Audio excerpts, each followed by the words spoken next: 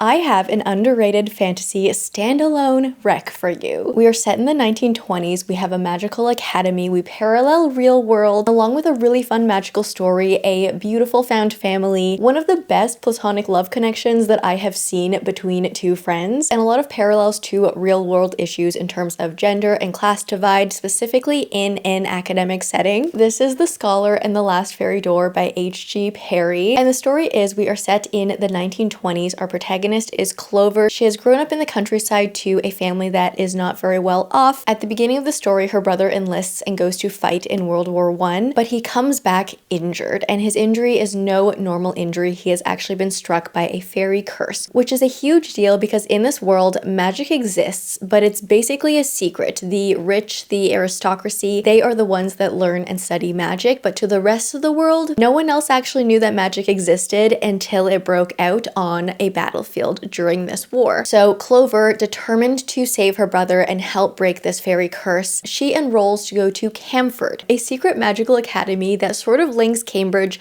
and Oxford but make it magical and secret, where she studies among the elite, the rich, and tries to figure out how she can fit into this very exclusive academic setting and also, of course, save her brother. So this story is just beautifully written. I think we get all of the elements that you would ever want in a fantasy. In the first half of the story, we have this fun YA sort of feeling where we're going to this magical academy and we actually get magical academy vibes where we're going to class, we're learning things, we're picking our school schedule, we're sneaking out after hours, actually really embracing that academic setting. But then in the second half of the book, we follow our characters as they have grown up. They are now dealing with bigger, darker, more dangerous issues, and the way the story was told was just absolutely wonderful. As I mentioned, we dive deep into class and gender inequality in academic environments. There's a bit of commentary on humanity and how as a species we can be greedy and try to take what isn't ours. And I absolutely loved this, but I haven't really seen anyone else talk about this book. So if you are looking for a standalone fantasy to get into, I would highly recommend this one, The Scholar and the Last Fairy Door by H.G. Perry.